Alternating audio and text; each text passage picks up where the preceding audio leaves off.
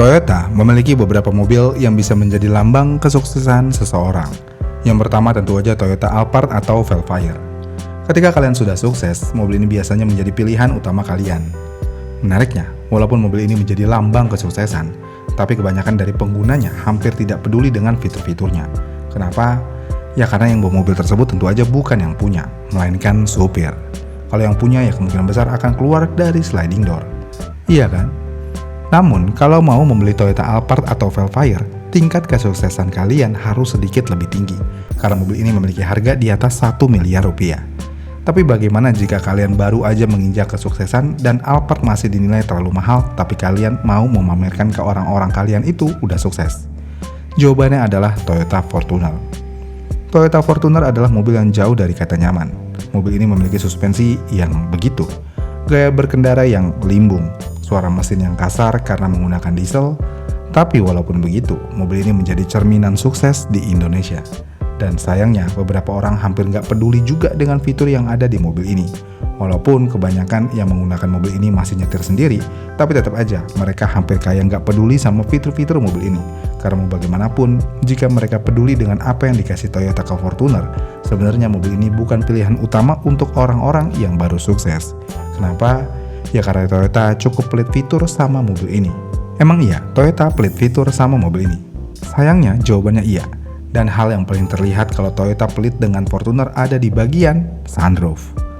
Dari pertama kali keluar di Indonesia sampai generasi terbarunya yang udah di facelift, sunroof masih tidak terlihat sama sekali di atap Fortuner, apapun trimnya. Padahal kompetitor utamanya yaitu Mitsubishi Pajero, udah dari zaman dulu menggunakan sunroof. Walaupun sunroof penting gak penting apalagi di Indonesia, tapi kenyataannya jika mobil tersebut udah memiliki harga lebih dari 500 juta rupiah, sunroof udah seperti menjadi keharusan. Tapi kenapa Toyota tidak pernah menggunakan sunroof di Fortuner? Katanya sih karena Fortuner menggunakan sasis leather frame, dan sasis leather frame tidak ideal dengan sunroof. Kenapa? Ya karena untuk menggunakan sunroof membutuhkan struktur atap yang kuat. Masalahnya adalah leather frame memiliki fokus kekuatan rangka di bagian bawah aja. Yang berarti jika Toyota memaksakan menggunakan sunroof di leather frame, hal ini bisa aja mengurangi rigiditas atap, menambah bobot di titik atas, dan mengganggu center of gravity. Alasan teknisnya sih gitu. Tapi di luar dari itu, sebenarnya jika Toyota memang niat ingin memberikan sunroof, mereka seharusnya bisa aja melakukan beberapa perombakan di sasis Toyota Fortuner. Karena Toyota sudah sangat terkenal dengan teknik mereka yang sangat matang. Tapi ya buat apa mereka harus repot-repot melakukan hal tersebut selama mobilnya masih laku? Iya kan? Tapi ya gitu sih kelakuan produsen pemegang pasar. Rata-rata ya hampir nggak peduli dengan hal-hal kecil. Kemudian hal kedua Toyota terkesan pelit dengan Fortuner adalah airbag. Untuk varian 4x4 sebenarnya udah memiliki airbag yang cukup lengkap, yang mana diketahui ada 7 titik. Tapi untuk varian di bawahnya itu, airbag yang ada di mobil ini cuma 3 titik aja. Ya, mobil 600 jutaan cuma punya airbag 3 titik doang. Di pengendara, di penumpang depan, dan di lutut pengendara. Baris kedua apalagi baris ketiga hanya mengendalikan takdir jika terjadi hal yang tidak diinginkan. Namun kenapa Toyota hanya memberikan 3 airbag di varian non 4x4-nya? Bentar, hal ironis di sini adalah di versi facelift Toyota sudah memberikan fitur Toyota Safety Sense atau TSS, yang berarti Toyota cukup concern dalam hal safety di mobil ini. Tapi ironisnya ketika Toyota ingin menambah kesan safety di Fortuner, tapi airbagnya tetap 3 di varian non 4x4-nya. Namun kenapa Toyota pelit dengan airbag di Fortuner? Jawabannya tentu aja untuk menghemat biaya produksi. Untuk menambah 4 titik airbag tambahan, Toyota tentu aja harus mengeluarkan uang lebih untuk produksinya. Dan jika harga produknya naik, tentu aja harga jualnya juga akan naik. Jika harga jualnya naik, pasar Indonesia sangat sensitif dengan harga yang pada akhirnya mobil ini akan dipandang dengan cara yang berbeda. Selain itu, jika airbag sudah 7 titik di semua varian, Toyota tidak bisa ngeboost harga di varian tertingginya. Yang berarti Toyota tidak bisa memberikan harga yang overpriced di varian tertingginya. Iya kan? Tapi ya siapa yang butuh airbag jika ada lampu tetot-tetot wuk-wuk.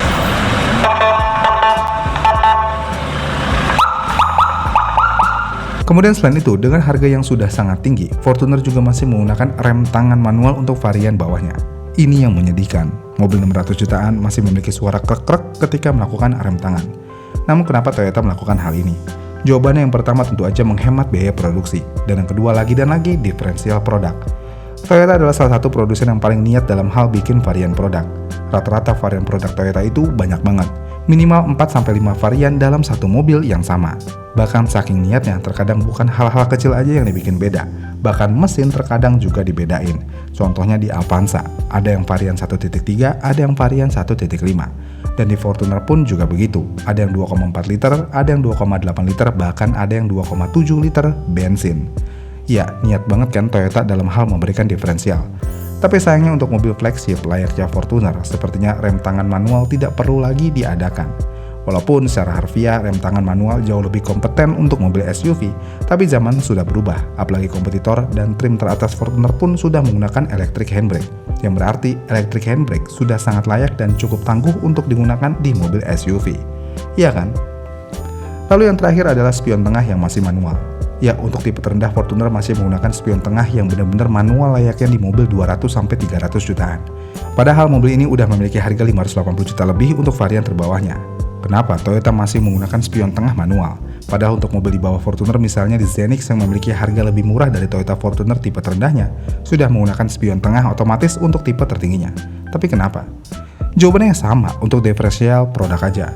Karena jika alasan untuk penghematan produksi, sepertinya hal itu kurang masuk akal. Kenapa? Ya, seberapa mahal sih emangnya spion tengah otomatis? Kayaknya nggak bakal ngerubah harga Fortuner lebih jauh daripada harga yang sekarang. Iya kan? Kemudian hal terakhir adalah sound system. Untuk varian tertingginya, sound systemnya ya cukup oke, tapi untuk varian bawahnya, mengerikan. Sound systemnya hampir setara dengan mobil Toyota 300 jutaan ke bawah, benar-benar seadanya banget. Emang sih, sound system emang cuma buat dengerin radio doang. Tapi kan terkadang kalau kita mau mendengarkan lagu, sound system yang bagus cukup dibutuhkan di sebuah mobil. Masa iya kualitas suaranya kalah sama Ford Fiesta, yang mana ini adalah mobil yang keluaran tahun 2010 dengan harga 200 jutaan aja. Kan lucu, iya kan? Menariknya dari ini semua adalah, dengan keterbatasan yang ada dan kurangnya fitur yang ada, Toyota tetap berhasil menjual mobil ini dengan angka yang cukup bagus di setiap tahunnya. Dan hal ini bisa terjadi karena hal tersebut masih dianggap nggak penting oleh kebanyakan konsumen Fortuner tipe terendah. Karena yang utama buat mereka bukan titik airbag yang banyak, bukan electric handbrake, apalagi spion tengah yang otomatis. Yang penting mobil tersebut memiliki badge Fortuner dan bisa menggunakan lampu totot wuk-wuk. Udah, intinya itu aja. Selebihnya nggak penting. Mau limbung, mau kasar mesinnya, mau fiturnya sedikit, asalkan tampangnya kurang lebih sama dengan trim tertingginya, ya kebanyakan dari mereka nggak peduli. Kalau pasarnya begitu, ya Toyota semakin enak main di pasar ini. Iya kan? Atau jangan-jangan Toyota sebenarnya mendapatkan profit yang lebih besar dengan varian di bawahnya dibandingkan varian atas. Ya mungkin aja, karena biasanya produsen melakukan beberapa hal subsidi silang. Jika varian bawah lebih menguntungkan dari varian atas, ya tentu aja Toyota akan semakin memanfaatkan hal ini. Iya kan? Tapi satu nih, kapan Fortuner akan mendapatkan sunroof? Walaupun fitur ini penting gak penting, tapi setidaknya kita bisa melihat usaha lebih Toyota terhadap mobil ini. Gimana nih menurut kalian? Apakah Toyota emang sepelit itu dengan Fortuner? Komen di kolom komentar di bawah ya, dan sampai jumpa di video selanjutnya.